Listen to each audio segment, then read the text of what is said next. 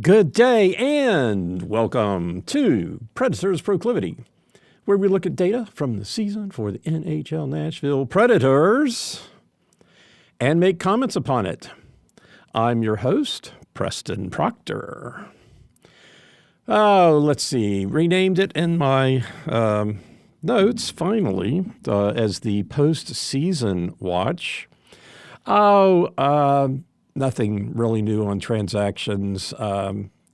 As soon as I noticed they were moving people around, they stopped.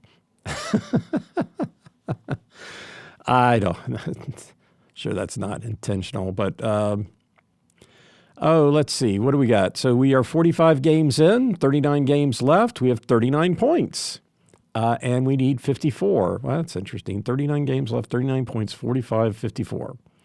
4-5-5-4 with the 30. That's palindromic almost. Yeah, I guess if there's 93 games left, it would be something else. But, 93. We need 93 points to make a play. 39 points and 93, 3993. 39 points and we need 93. So it means we played 45 games in. We need 54 more points. Which if we won 27 games would give us the 54 points. So I guess you could say there's still 12 games, 12 games of leeway, which is about a third of the season. I mean, that doesn't, in and of itself, it doesn't sound so bad. But yeah. And since December 12th, they're 9-6-1, 9-6-1 in the latest batch of games, which is good. Better than it was. Did I get that right? I get the feeling I forgot to update a number. Let's see. Since the 12th, 9-6-1. Yeah, I don't know what. I guess I'm so used to seeing double digits anymore. Isn't that something? Isn't that nice with double digits now in positive areas for the Preds? That's so comforting. Yeah, no kidding. Okay, so that's a little touch on the post-season watch. I guess other news, Connor McDavid got a 3-game suspension for cross-checking somebody in the back of the head. I thought it was funny that when I was looking at it, I didn't even see ESPN talking about him getting the match penalty. And then on NHL.com, they showed him being hit, not him hitting somebody. I thought, well, there you go. It's... if everybody got that, that's not the picture that Leroux got, but other people hitting him, except when they beat him up the other night. But, yeah, I thought that was pretty favorable press for old Connor McDavid. Anyhow, enough about him. We're not playing him in the near future. I don't think. Wait a minute, maybe. Maybe. Let's go ahead and check the schedule here real quick and see, because I'd hate to be so obviously wrong. No, it doesn't look like we were playing them. I think we're done with them, actually. I think we got done with them really early. So we do have 2 games coming up with San Jose. We play San Jose tonight in Nashville, and then Thursday in San Jose, which seems really weird, but it's a schedule. So we are playing the San Jose Sharks tonight. The San Jose Sharks, they are in the middle of a disastrous season. There are other teams that I would be happier if that is happening too, but they're one of the few teams that I don't mind seeing have bad seasons. Especially with Logan Couture, Mr. Cheater himself, play the puck from the bench and then act like it didn't happen. I mean, I guess you have to, but play it from the bench. Saw it on TV. Refs didn't do anything. He wouldn't comment on it. Can't say I blame him for not commenting on it, but big fat cheater. Anyhow, another team that I enjoy seeing have bad seasons. Vancouver, apparently the wheels are off. When I read an article over the weekend, it sounded like the wheels had come off there in Vancouver. Now that couldn't happen to a better team. So tonight we are playing the first of two against San Jose. We actually play San Jose 3 times total, but 2 in the next 3 days. So that's tonight's game. So the Preds are on the 5th game of a 5-game homestand, and this is going to be the last game. They are 3-1 on this homestand. It is the second time this season they have had a 3-game winning streak, and that winning streak is the longest of the season. And that hope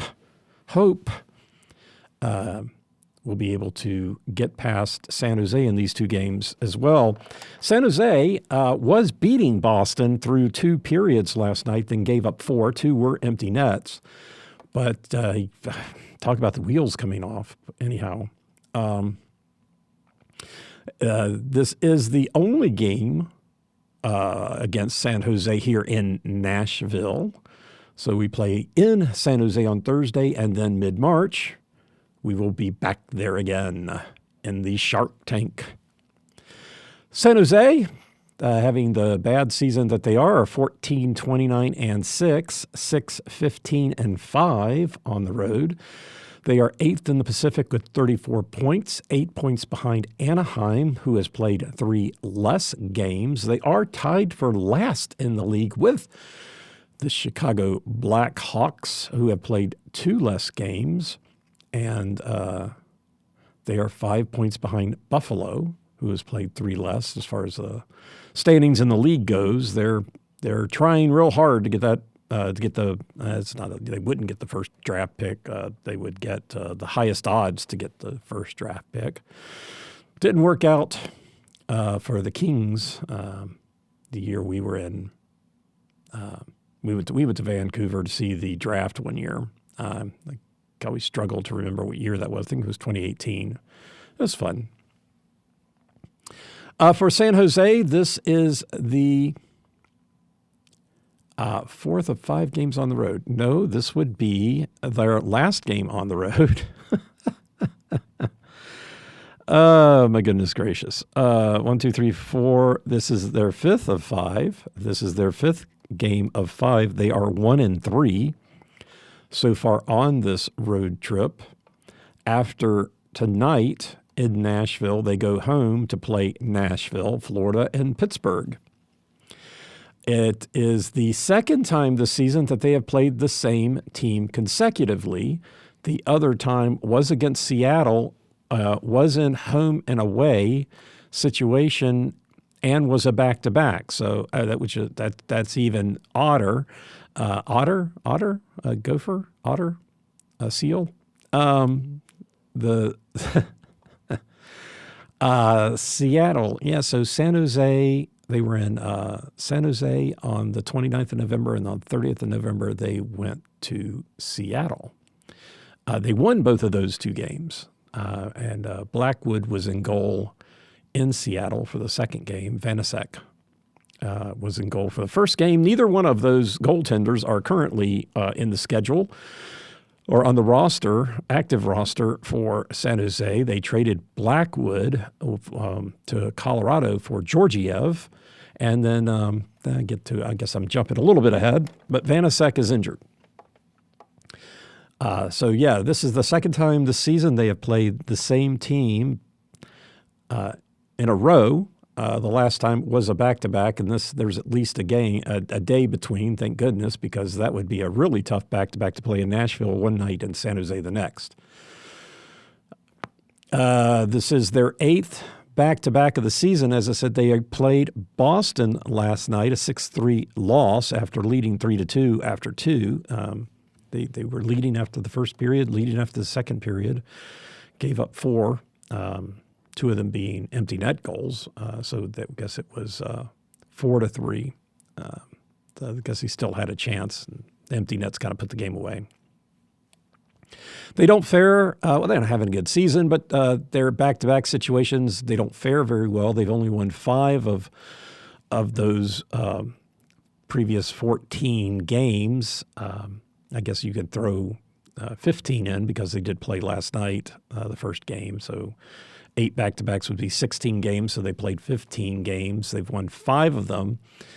2 of the situations, they won both of them against Utah and L.A., of all teams, but that was early in the season. And then they beat Seattle in those 2 games that they played. It's not having a very good season.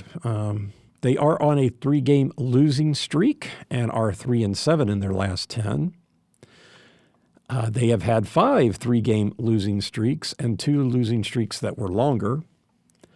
They lost their first 9 games of the year and then lost 8 more to close out December. So those were the 2 longer losing streaks, currently 3, soon to be 5, hopefully. Personnel changes. They had a lot of, not as bad as Minnesota, but Minnesota had so many people injured. Still does, I guess. But it looks like a couple of the people might be back. When I was looking at the notes yesterday, Vlasic, Toffoli were both on the injured list, not listed today, but I don't see a transaction where they were taken off IR. They were listed as out, so maybe they don't have to say that they came back off of an out description. I guess if they don't go on injured reserve, they're just on the not active roster. I guess they don't have to say they're not. But anyway, the number 44 defenseman Marc-Edouard Vlasic was out, but he's only played 5 games this year. But he's not listed as out anymore, so he could play tonight. Vlasic, like the pickle. I say I don't like San Jose. I don't like Couture. There's a couple of players. Number 73 center Tyler Toffoli, ex-King, good player. I wouldn't mind him not showing up tonight. He was listed as out. He is first in goals on the team with 17 and first on shots with 131. The notes were he is expected back for this game, so I'm assuming both Vlasic and Toffoli will be in the lineup tonight. Vlasic's he's got to be getting up there in age, but a good defenseman. Don't really. Was it Burns? I think Burns was the defenseman that we really hated, and I think he's moved on to somewhere else. Logan Couture, and there were a couple of other guys, and I think a couple other guys have moved on. But number 10, center Klim Kostin is on injured reserve as of the 13th. Supposed to be back on the 23rd, so might be back for the game in San Jose, but no notable stats with Kostin. Number 41, goaltender Vitek Vanecek on injured reserve since the end of December, expected to be back on the 25th, so maybe not in time for the game in San Jose against Nashville. He's 3-8-1 this season, and then Logan Couture has been out since the beginning of November, so I'm not sure he's even played any games this season. He doesn't have any notable stats. And number 15, right wing Nikolai Kovalenko was reinstated from injured reserve. He was put on injured reserve on the 20th. But he's been reinstated, so not on injured reserve for very long. No notable stats. He's played 12 games. So those are the people. What I did not look up this morning was see if there were any trades. But I don't think so. It's been quiet. There was an article. Yeah, no, nothing there. There was an article about in the Tennessean, I guess, where they're expecting to get some inquiries. Now, I guess the winter meetings are over, and People are looking at Ryan O'Reilly and Tommy Novak. And then, what was the other one? Nyquist, but,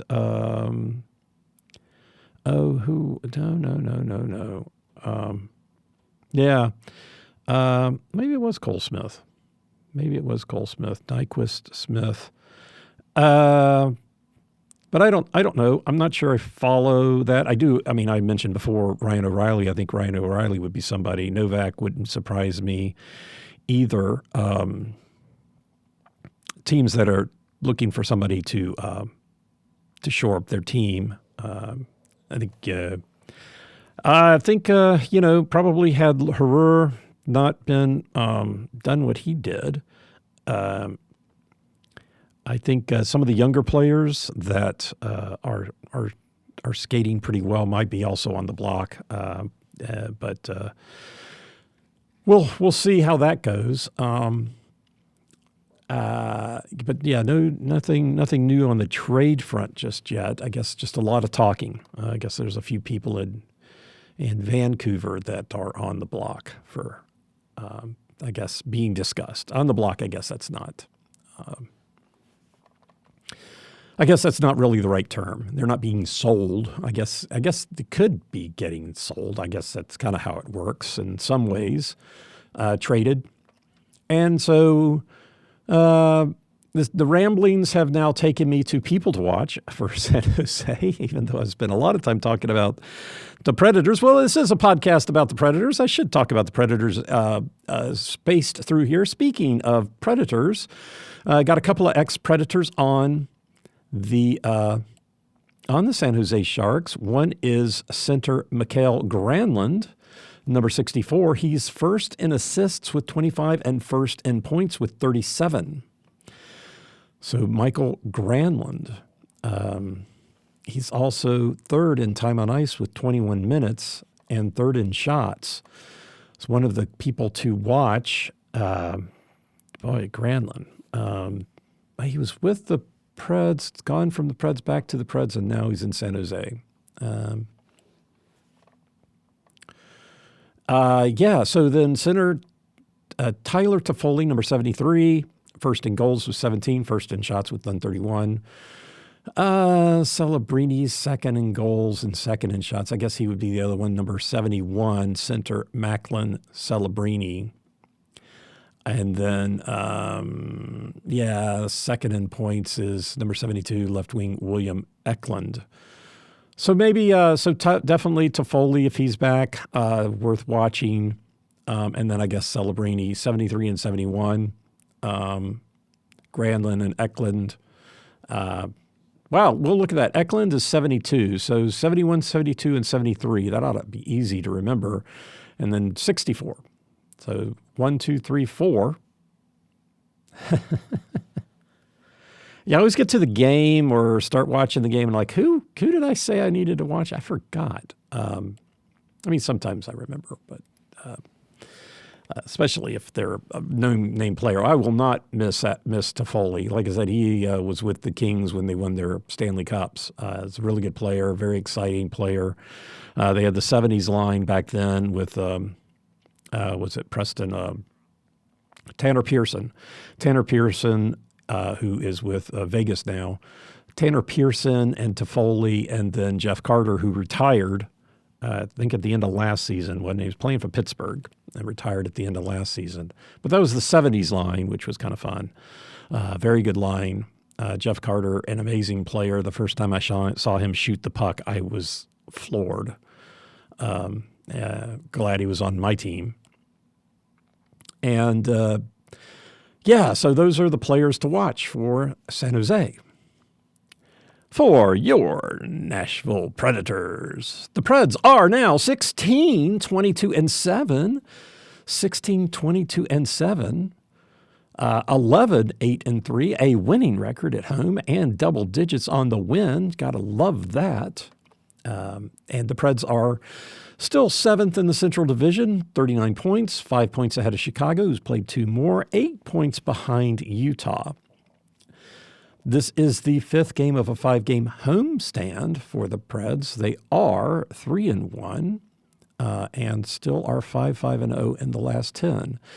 Notable personnel changes, Mark Jankowski, day-to-day, expected back on the 29th. No notable stats. Cole Smith, not listed. Did not see him listed. Yesterday he was day-to-day. He had been moved to day-to-day, so potentially back in the lineup. Not sure. Nothing I read said he was going to be playing tonight, but has been skating and at full speed, so maybe back tonight. I would guess the important thing there is that, according to the article I read anyway, Smith and Jankowski play the same position. Similar games and similar responsibilities for the Preds. So with Jankowski out, it's probably time for Smith to be back in the lineups. And number 36, right wing Cole Smith, probably back in the lineup tonight. Number 77, right wing Luke Evangelista has been moved to injured reserve. He's expected back February 7th. Defenseman Jeremy Lauzon, injured reserve, expected back on the 25th. So if they're not back now, none of these players are going to be back to play San Jose in either of the next two games. I will have another podcast for the away game, but since they're playing two in a row, it's kind of hard not to just kind of keep following into a little bit about what's going to happen on Thursday. And then he was back for Minnesota, but defenseman Adam Wilsby was activated from injured reserve, so he's back in the lineup. Predators players to watch. Mr. Steven Stamkos, first in goals with 16. Yeah, it's nice seeing the top people in the goal scoring for the Preds be in double digits now. That took too long for that to happen. Forsberg was at 9. He scored the last couple of games. It was November 25th, and he had 9 as the goal leader, and 9 as the goal leader, and it took a month for anybody to catch over him. But now we've got Stamkos at 16. We've got Forsberg with his recent goal scoring is back to second on the team with 15, and then Marchessault with 14 and O'Reilly with 13. Forsberg still leading the team in assists with 27. Josi still in second with 24. And so that puts Forsberg with first in points, and Marchessault, who was third in assists and third in goals, but the 2 threes become a 2 when you look at points. So he's second in points with 34, and Forsberg first with 42. Those two are also first and second in shooting, 158 and 136. Josi is third. The thing that's interesting now, Stamkos is fourth in shooting with 94, but he's third on the team. And I can't tell you where he was at before, but he has moved up to being third on the team in shooting percentage with 17%, 16 goals on 94 shots. And that has to be a lot of in the last few games. So I'm not exactly sure how many shots, goals he's gotten in the last few games, but I think he's becoming one of the more dangerous players, which is what we were expecting, what you expect from Stamkos, and so it finally looks like it's coming to fruition. So he's first with goals and 16, and fourth on the team in assists with 14, leaves him at fourth with 30 for points. But there you go. So he seems to be coming around, which is great. The Preds stats at home. They are 11-8-3 at home. And the stats I'm going to be talking about are those since December 12th. Because, it's just, I keep going back and looking at what it looks like for the season, and it's a tale of two seasons, really. Before the 12th And then since the 12th, they really kind of turned a corner there. Whether they turned a corner enough to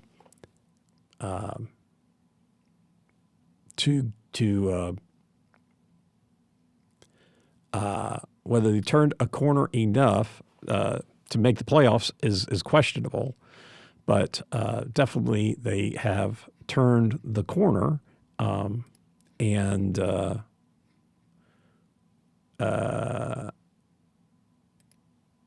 no, that's a no. That was a no. They did not get the first goal against Minnesota. Yeah, so I was about to go into my stats, and I'm like, that is wrong. There we go. That looks better. Yeah, so whether they've turned the corner in time to make the playoffs or not is hard to say. It's they've not been eliminated yet. They do have 12 games, a third of the season, kind of as a little bit of buffer. But it does feel just tight, and it's hard to imagine.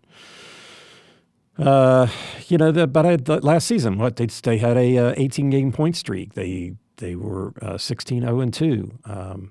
That's the 34 points, and that'd make a difference. A stretch like that right now would put the playoffs back into play. I guess again the question really is starting to get to be at the point: do you believe that they can make it because the trade deadline is March 7th? And if you believe they can make it and you believe that they need some help, then it's time to go out and get that help. If you do not believe that they can make it, then there's time to make trades for next year and to leverage all those teams that think they can make it and take advantage of them and somehow improve the Preds at their expense in some ways, and set things up for a better 2025-26 season.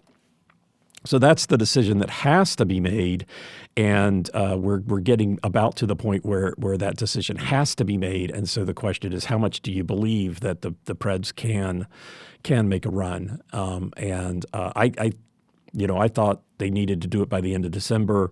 They didn't do what I thought they needed to do.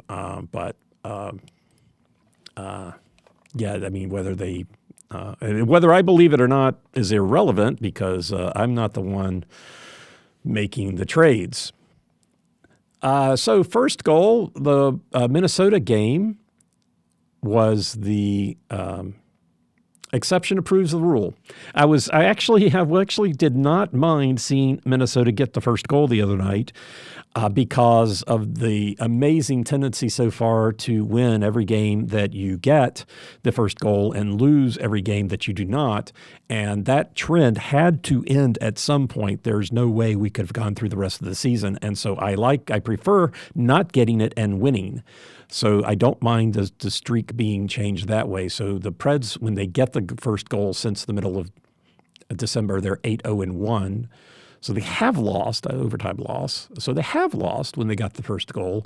But they are 1-6-0 when they do not get it. So now they have won a game when they did not get the first goal of the game. At home, 5-0-1 when they get it, 1-1 when they do not. So I'm a fan of that. Actually, the fact that they did not get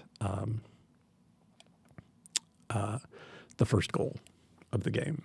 And winning by period at home, 7-0-1 in the first, 3-2-3 in the second, and 4-2-2 in the third.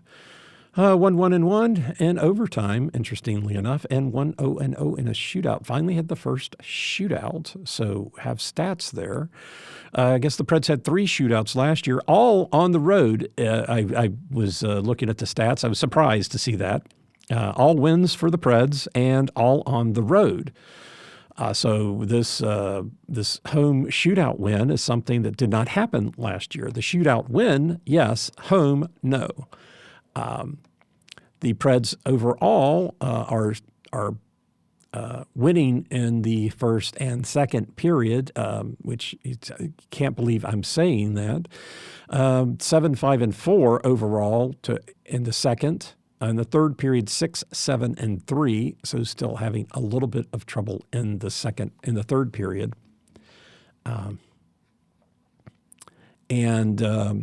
What that really matters, frankly, is how does that correlate?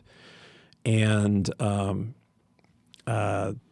in the first period, 6-1 at home when they win the first period, 0-1 when they tie it. They have not 0-2 at home in this last stretch of games. They have not lost the first period. Which is kind of an interesting thing to look at here. The second period, correlation overall, 6-1 when they win the second period, 1-4 when they lose it, 2-2 when they tie. So that's pretty indicative there. And enough data points, I guess, to say that you're starting to see that it's really a strong trend. Not surprising, but a very strong trend. As in the second period at home, they're 3-0 when they win the second period, 1-1 when they lose it, and 2-1 when they tie. So not too bad, but the second period, in my opinion, is fairly critical. In the third period, they're 4-0 when they win it, 1-1 when they lose it, and 1-1 when they tie. Overall, 6-0 in the third period when they win the third period. So that's the correlations there. Definitely prefer that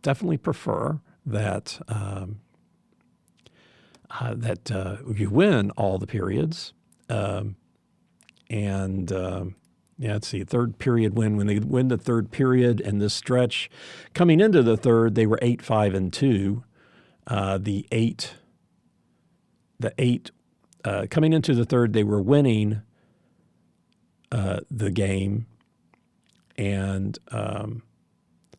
8 times, and all of those 8 obviously become a win, because if you're winning already and you win the third period, the 5 losses did 2-1-2.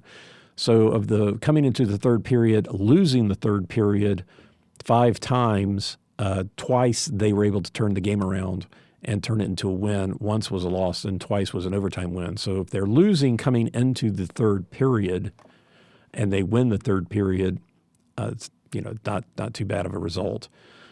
Tied coming into the third period, if they win the third period, obviously you win the game. So no real surprise there. When they lose the third period, coming into the third period, they're 3-12-4. So they're not, when they lose the third period, they were losing the game anyway. 3-12-4 overall, 2-4-2 at home coming into a third period loss.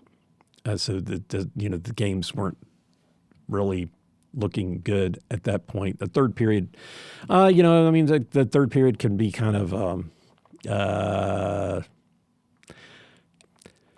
it's if you win the third period and you're winning the game, it's kind of a set thing. So like when I look at the stats for the second period, so in the second period when they lose the second period, coming into the second period, they were 8-2-10. So they were winning 8 times, losing 2, and tied 10. And then when they lose the second period, the result was 3-13-4. So 8 times they're coming into the second winning, they lose the second period, and they only win 3 of the games as a result. In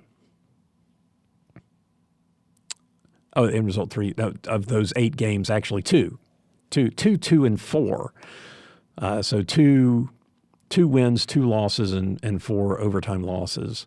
Of the 8 times they came into the second period winning the game, won the first period, lost the second, 2-2-4 in those circumstances. the 10 times that they were tied coming into a second period loss, 1-9 overall. And the two times that they were losing coming into a second period loss is 0-2. Generally, if you lose 2 periods or win 2 periods, you win the game. You lose or win the game. So there's no real surprise there. That there has been a couple of exceptions this season and one last season where winning 2 periods, you can still lose the game. The Preds won last year, and I think they're 1-2 this year so far on having lost 2 periods and won 2 periods because the other, I think in the last time, the team scored 1 goal in the first and second. Usually that's the situation, is a team scores 1 goal in the first and 1 in the second, and then the other team scores 2 in the third. They go to overtime. I think that's the way it's happened, and all 3 times this season and the time last season. So the one winning a period by 1 goal. You win the period, but it doesn't give you a lot of wiggle room. As 6 times the delta in the first, 7 times the Preds were up 1. Yeah, this is kind of interesting. Looking at the difference in scoring by period, and in this stretch of games, the Preds have been down, looks like just twice, once by 2, once by 3. 7 times they were up by 1, once up by 2. And then Preds scoring in the second relative to the differential. So when they have a 1-goal differential after the first, they have scored 1 goal twice, 0 goals twice.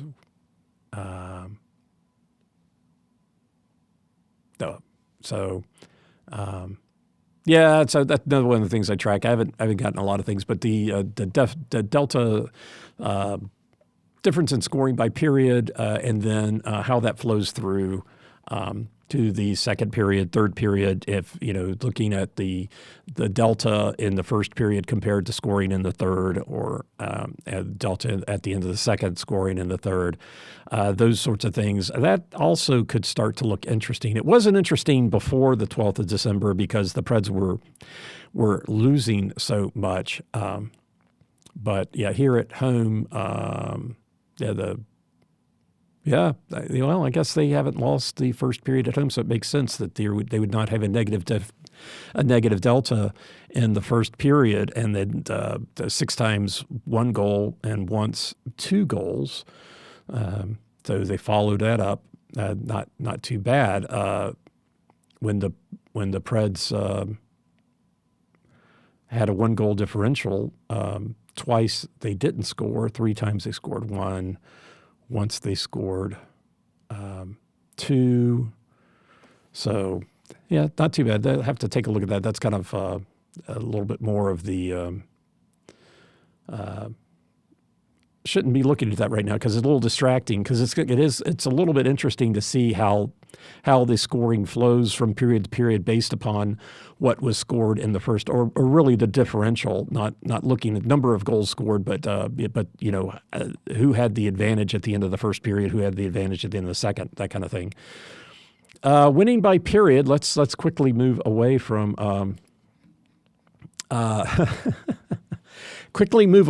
that.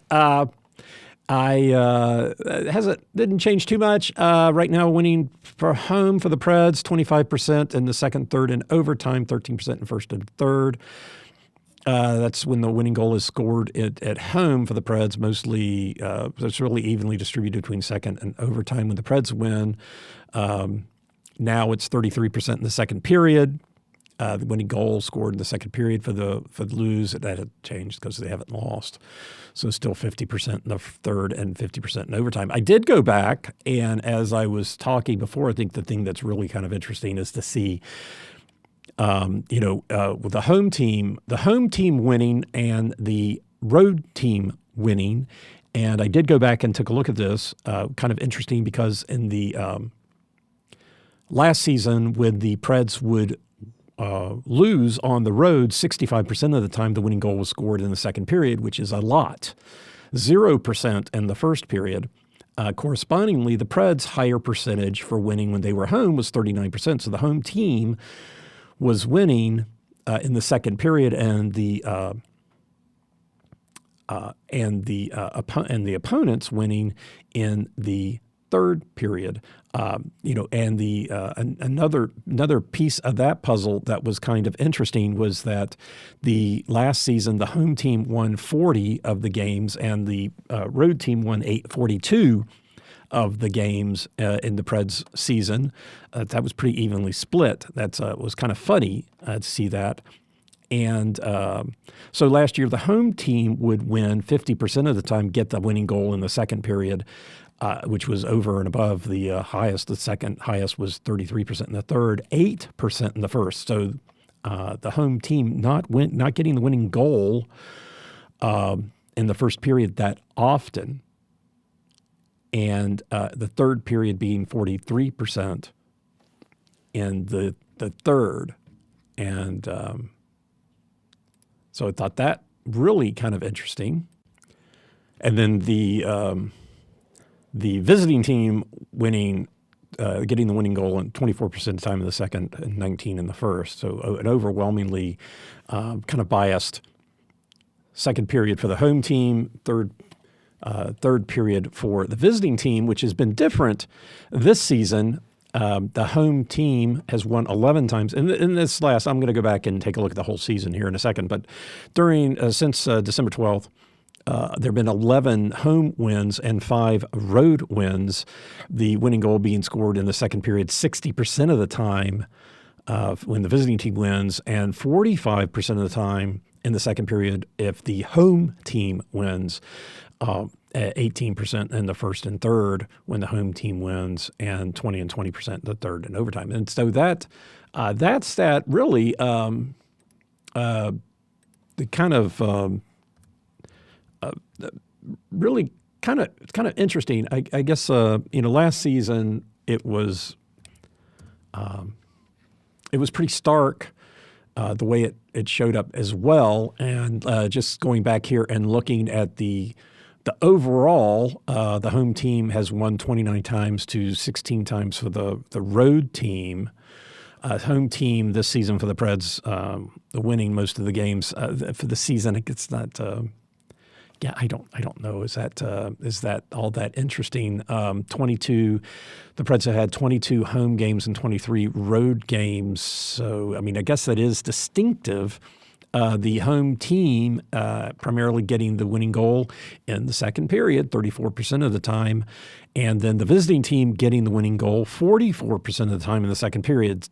So, the trend this season is for everybody to get the winning goal in the second period, primarily.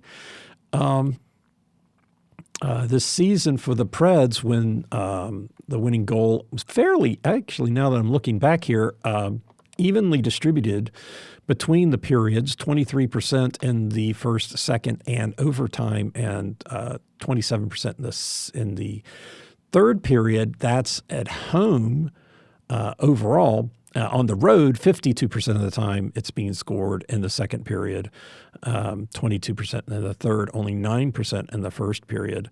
When the Preds win on the road, 80% of the time they're getting it in the second period. When the Preds win at home, primarily the first and third. So, they don't have that many wins. It's not really a huge indicator, but I think this season definitely there seems to be the trend, was that 45 games into the season, that the second period is where the winning goal is being scored almost half the time. Overall winning goal 38%. That's not half. Where did you get half from? I don't know. I just kind of made it up. You got the numbers in front of you. You don't have to make them up. 38% of the time this season overall, since the beginning of time of this season, the October 10th, 38% of the time winning goal is being scored in the second period, 17 times. The next up is the third, which I guess kind of makes sense. But that is that. Goal scoring.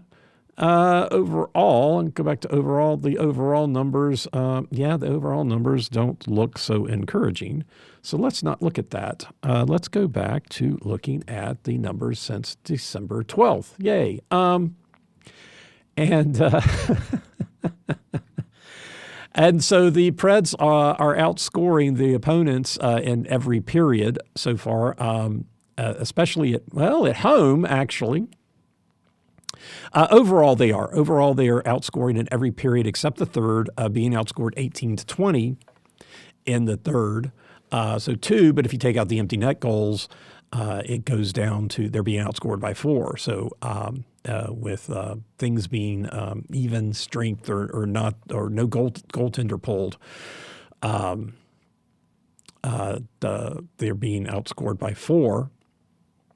And that is since the middle of December, so no real surprise there because they've currently got a losing record in the third period. At home, they're outscoring the opponents 10-2 in the first, but in the second and third, they're even at 8-8 and 9-9.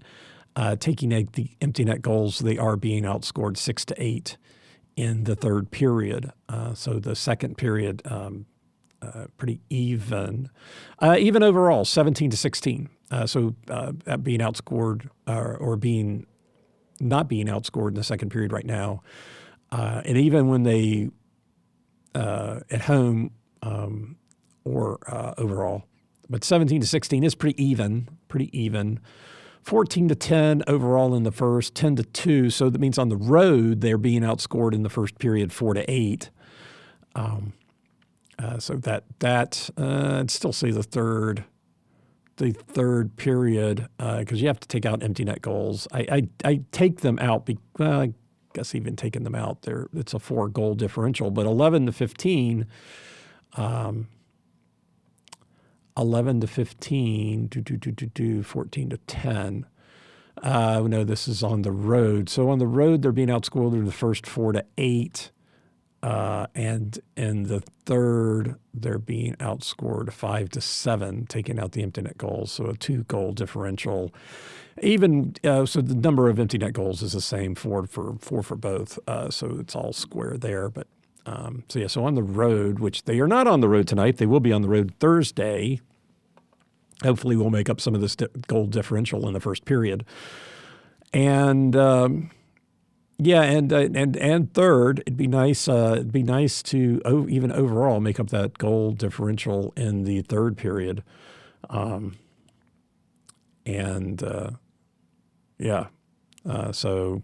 there you go.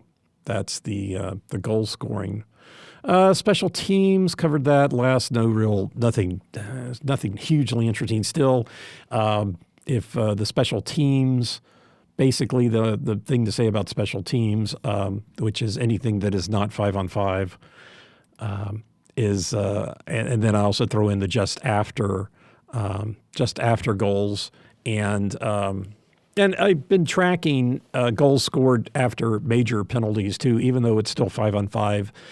Just to, I don't consider those to be special teams goals, but what you want to do is score more special teams goals than your opponent, and if you do that, you win. There's been one circumstance, there always has to be one, where that's not the case, but at least draw even. So in the game against Minnesota the other night, the Preds had 2 special teams goals to Minnesota's 1. But if I'm remembering correctly, they had an empty net goal. No, they did not. Okay, well then, never mind. 6-on-5. 6-on-5 for the Preds. Yes, they did. They did have a shorthanded goal. That's what it's listed as. But so that was even. So they drew even with Minnesota. So even is fine. Being down is not good. being up is better. So, and I guess there was I guess both teams got a power play goal, and then there was an empty net goal for Nashville. Otherwise shorthanded. It's not really the right term, but that's how it's tracked here in my spreadsheet, which, if you like it or not, at least I know what it means. So anyway, that's prefer special teams to get better, more goals than the other guys, or at least draw even. Don't lose the special teams battle, I guess would be the great way to put that, which if I could have said that 5 minutes ago, it would have saved us both a lot of time. Or all of us a lot of time. Anyhow. Okay, so let's, that was fun. I kind of got into the whole, where's this going from a when is the winning goal scored situation. The matchups. San Jose and Nashville. Last year, Nashville did sweep San Jose 5-1, 4-2, and 8-2. Nashville scored in every period of all three of those games. All three of those games, they also scored only one goal in the first period, but did score in every period of every game last year. And then in the losing periods, the Preds were 7-2, 7-2-0, won 7 periods and lost 2. They did tie the third period of the second game and the first period of the third game.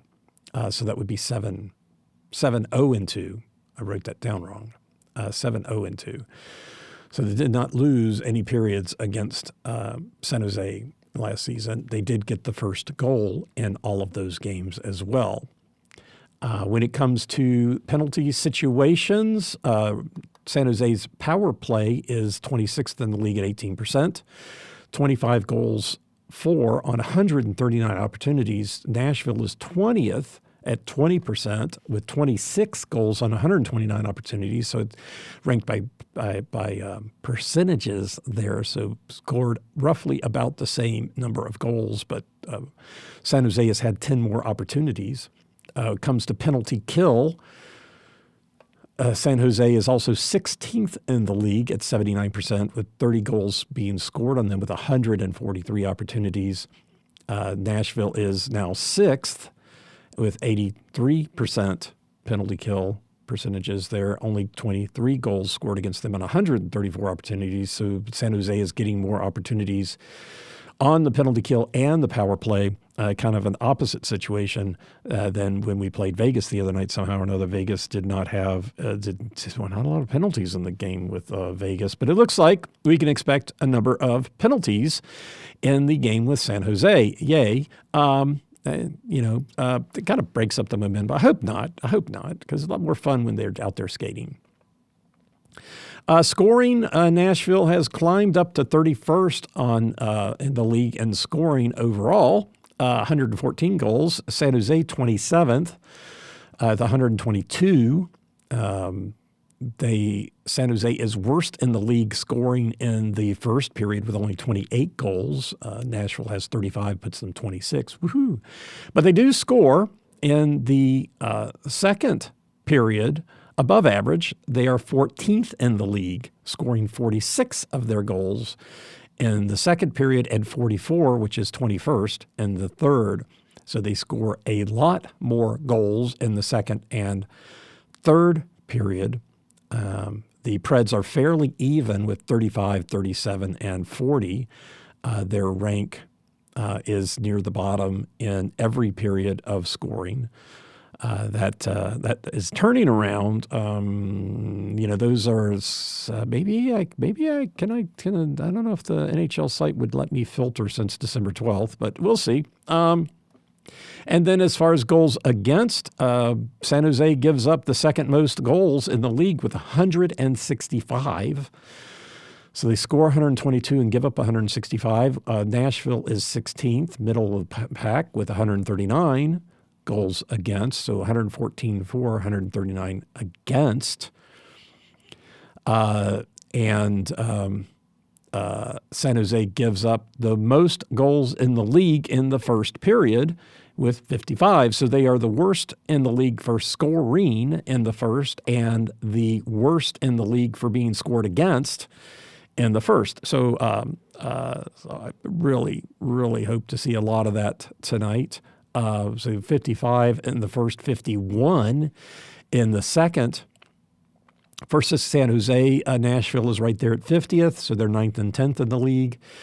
And then in the third, 57 for San Jose, which is 7th in the league, and Nashville 52 to be 11th in the league. 14 of those are empty net goals for the Preds, and 10, just 10 for San Jose, so 47 to 38 without the pulled goaltender.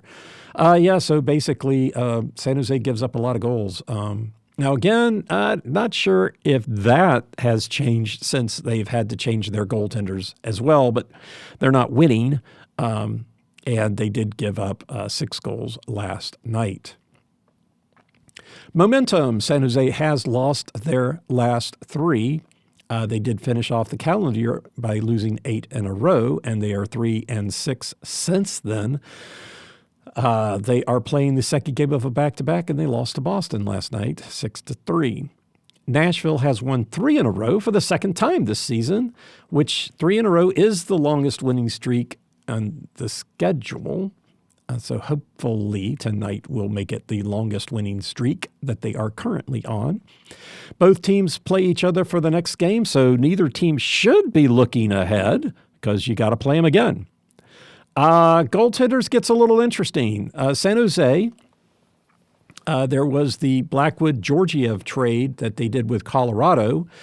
They sent Blackwood to Colorado and got Alexander Georgiev, who is now 2-8-0 for San Jose. Georgiev is taking the bulk of the starts. Backup Vanacek was the backup, and he's now injured. So Yaroslav Askarov, who's 3-3-2, is now the backup. Askarov was with Nashville 2 previous seasons and traded to San Jose on August 23rd. Listened to some commentators recently talking that they think he has bad feelings over that and is looking forward to playing Nashville. But I don't know. I'm not sure. But I'm sure he's looking forward to playing Askarov. You always look forward to playing against the team that traded you. Last year, Georgiev lost both games versus Nashville, but he was playing for Colorado. He did have 1 start against Nashville this year with Colorado, and Colorado won that game. So Georgiev does have a win against Nashville this year. Askarov with Nashville for the 2 previous seasons hasn't played against Nashville yet. He did start versus Boston last night, so unlikely that he plays 2 nights in a row, so I expect to see Georgiev tonight. And I'm assuming what everybody was saying, it sounds like Askarov will be in goal Thursday when we are in San Jose. But so tonight you can expect to see Georgiev in goal. For Nashville, Saros, 11-18-6, is playing 2 or 3 games for Edunen's 1. Edunen is 4-2-0 with the Preds. Saros was in goal for all 3 versus San Jose last year, so that was 3-0 for him. And Edunen did not face San Jose last year when he played for Colorado. Saros has played the last 2 games, and both were wins. So I kind of think maybe they're switching to 2 games for Saros and 1 for Annunen. So I'm thinking Annunen. I guess I could have looked to see up who was projected, but I think Annunen, and I hope I'm saying that right. Annunen is going to be in goal tonight versus San Jose, and then we'll see Saros in goal on Thursday. All right. So who to look for? 1, 2, 3, 4. 1, 2, 3, 4. We not in order of preference. Number 73, Tyler Toffoli, the probably most dangerous player on the ice, followed by probably actually you want to follow number 64, Mikael Granlund, because he's first in points, first in assists, and third in shots. So most likely, Toffoli and Granlund take a lot of the shots. Celebrini takes the second most. So, 64 and 73, probably the two main people to watch. And then 71 and 72, Celebrini and Eklund. And that's that is what to expect tonight when the San Jose Sharks come to Nashville for one game only this year. Playing two in San Jose, and the first of those two will be Thursday. I will be back with you on Thursday and discuss that one. No, don't expect me to be less long-winded. I keep thinking these podcasts are going to get shorter, and they don't. Anyhow, so tonight, San Jose Sharks at Nashville Predators. Oh, I really think the Preds should win both of these against San Jose. We should have a 5-game winning streak at the end of by the end of Thursday night. That would be awesome, and really start to. I guess that would really, not add clarity to the Preds' future. It would muddy things up because they are starting to look like they could make a playoff run. Still put it at about 10%, but we'll see. Anyway, that's your Nashville Predators, and that is all the time for me. Thanks for listening. I am Preston Proctor, and you've been listening to Predators Proclivity.